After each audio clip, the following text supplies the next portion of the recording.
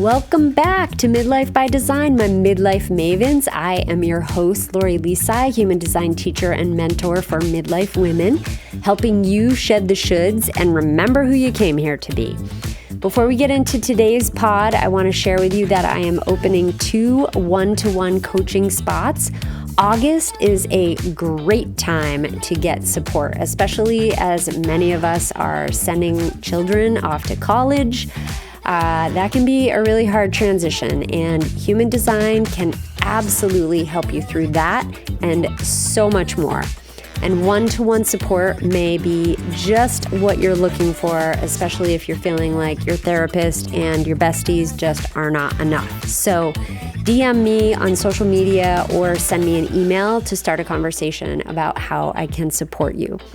Today's episode, I am diving into environment, and it's the first of a 2-part short series on this variable. You guys loved the digestion episode so much, so I figured, heck, let's do the arrows. So without further ado, let's dive in. Midlife by Design. Today I have a short episode, which is part 1 of 2, where I'm going to do a deep dive into environment, which is one of the 4 transformations or variables or arrows at the top of your human design chart. So if you don't have your human design chart, go to my website, www.lorilisai.com, and go to Get Your Chart, and you can download it for free, and you can see the arrows at the top of your chart.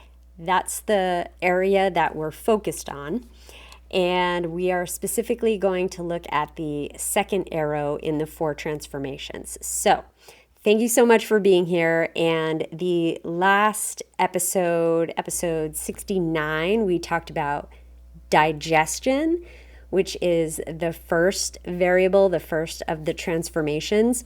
And you ladies loved it so much. You were very interested in it. And of course, in this midlife phase, we are oftentimes trying to figure out what the hell do we eat without gaining 5 pounds. You know, oftentimes I'll look at, it could be a piece of celery and feel like I gained 5 pounds. And when we are aligning ourselves both with our strategy and authority, which is always the baseline for everything in your human design experiment, but when we're working from a place of using our strategy and authority, and we combine that with supporting ourselves through the 4 transformations or the variable, then we're hitting a home run. We're setting ourselves up for much more alignment, much more success, and really much more health and well-being. So thank you so much for your feedback on that last episode. I really appreciate hearing from you and how it has helped you. So if my episodes resonate with you, please send me a message, either email me or send me a message on social media and let me know, because it makes such a difference for my generator heart. So the 4 transformations are those 4 arrows, and they go in the direction of top left is the first transformation, the first variable that you start with, and that's digestion.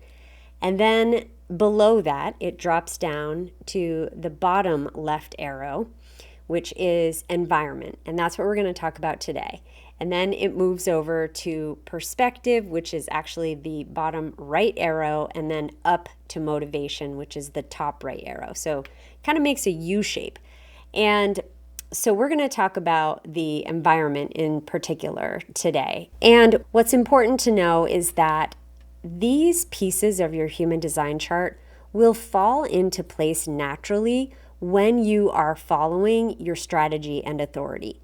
So I love talking about this part of the human design system because it's just something that has lit up my sacral. I feel like it's 3D, it's practical. It feels like something you can really sink your teeth into. And I want you to kind of take that with a grain of salt, because I think sometimes we can really get into our heads about it and start overthinking. So it's a balance. Just remember that when you're experimenting with this, use your strategy and authority. If you're a generator, make sure you're taking action in response to something. Make sure that ultimately your emotional or your sacral has the final say. So the first thing I want to talk about is just what is environment exactly? And the simple definition is basically what our body vibes with, the space that our body vibes with, but it's not just the space. It's also the people around you and how you orient yourself in space. So when you're in the right environment, there's like a frequency match. It's just like where things fall into alignment, things get easier for you, things open up for you, opportunities open up for you. And it can be a really beautiful way to support your body and, your humanity being in the right environment. And I think that being in the right environment is crucial to overall health and wellness, because without the right environmental factors, you just find it so much harder. And who needs that, especially in midlife, whether you're going through perimenopause or you've already been through it? It's like you never want to make life harder. So if there are some hacks, let's do them. And it actually makes me wonder how many women who are currently in perimenopause or the beginning stages of menopause who are still experiencing a lot of negative symptoms. It makes me wonder how many of them are just in the wrong environment or have some of these other components of the variable out of whack in some way, because it's essentially what your soul chose. You came here to thrive in a specific environment. And when you're in the wrong environment, I think it's highly likely that you're going to have way more symptoms than you would if you were in the right environment. So nailing this component of your human design can be a freaking game changer. Also, as we know, midlife is a time of big decisions, right? A lot of times women in midlife are making choices to move homes, or are making choices to change careers, or their kids are leaving and so maybe they're downsizing. There's just so many different big life decisions that happen during this phase of life, and our external environment is oftentimes in flux. So it's the perfect time then to align it with what actually nourishes you. If you are in an environment that is what's called the transferred environment, then you're in the opposite kind of environment than your body should be. And so learning this can help you to make decisions when you're deciding, okay, my kids are grown and I'm now ready to shift into a place where I can live that's not so focused on their needs. And so, yay, where do we get to move to? Like, what kind of experience do I want to have? And so knowing this is just so supportive. And again, your soul chose this environment as the one that would be most supportive for you. And the beautiful thing is that you can test it in very specific ways. And I will be sharing examples of those when we get into the 6 different environments on the next episode. But you don't necessarily have to be in the exact kind of environment.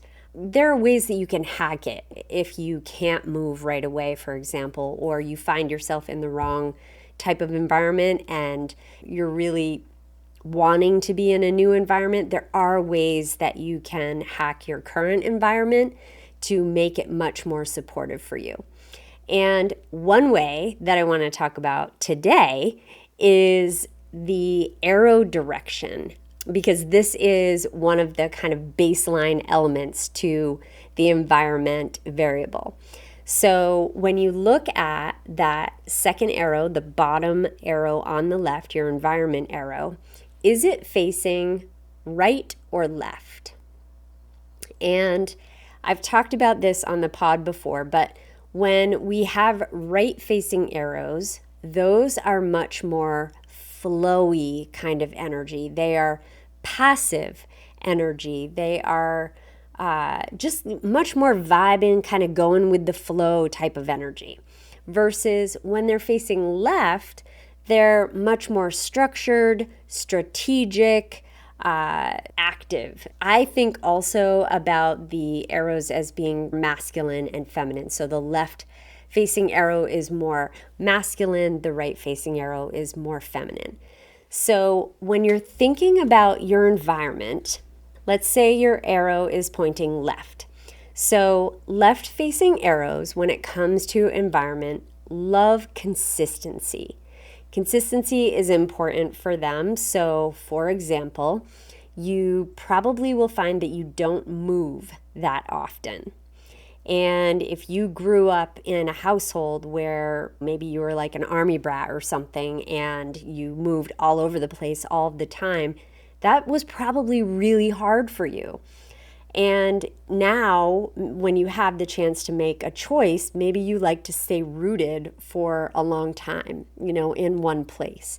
My arrow is left facing, and the last two homes I've owned have been the first one was 8 years, and this one has been 12. So, yeah, a good long time.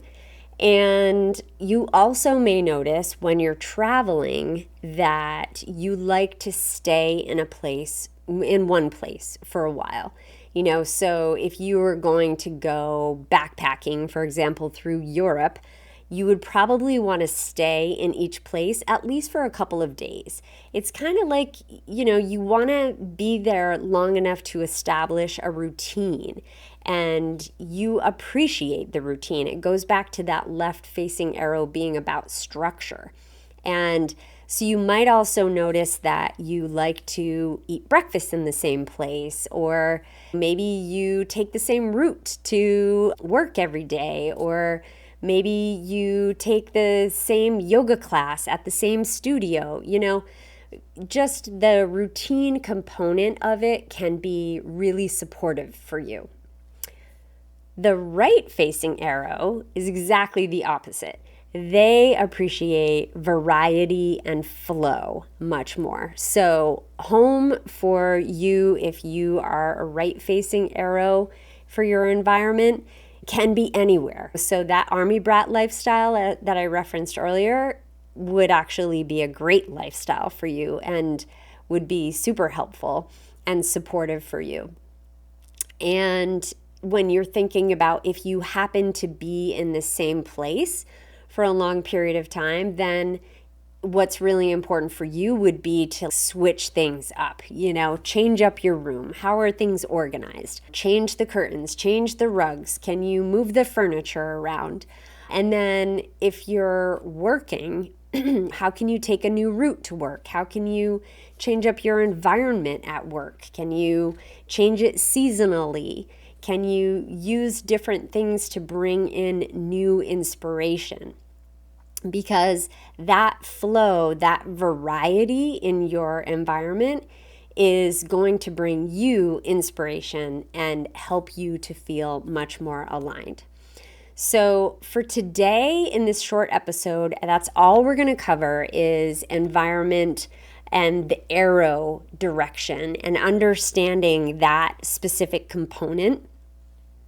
Even working with the direction of the arrows can be so supportive for you. So I would encourage you to try it this week. Do a little experiment. Look at where your arrows are facing and see, okay, if I am a left-facing arrow, maybe I'm going to try this week to have breakfast in exactly the same place, or maybe bring some kind of routine specifically into your environment each day this week. And then if you are, by contrast, a right-facing arrow, how can you bring in more variety? How can you bring in more flow? So I would love to hear about your experience. So send me a message and let me know how it goes. And as you know, if you've been listening for a little while, I have a membership called the Midlife Magic Membership where we practice this kind of thing. And we've been working this summer on strategy and authority and really getting that rooted into our bodies and our understanding of who we are and who we are becoming. And environment is one of those pieces that we will be experimenting with in the future. So I would invite you to join me in the Midlife Magic membership because the group of women in there is just chef's kiss divine. And if you are looking for other women to experiment with this and who will get it and understand where you're coming from and be able to talk about this stuff, then I would love to see you in the membership. So I will drop a link in the show notes, and I will be dropping the next part of this next week. So look for that. And thanks so much for listening. Until next time. Thanks so much for listening to today's episode of Midlife by Design. I hope that it helped you remember that your soul came to live in this body, in a special environment that supports you for who you actually came here to be. And if you need more guidance, I of course invite you to send me a DM or schedule a midlife mapping call. The link will be in the show notes as well. And I am wishing you, as always, strength to let go of what no longer serves you, joy to fill your days, and the clarity to be who you came here to be.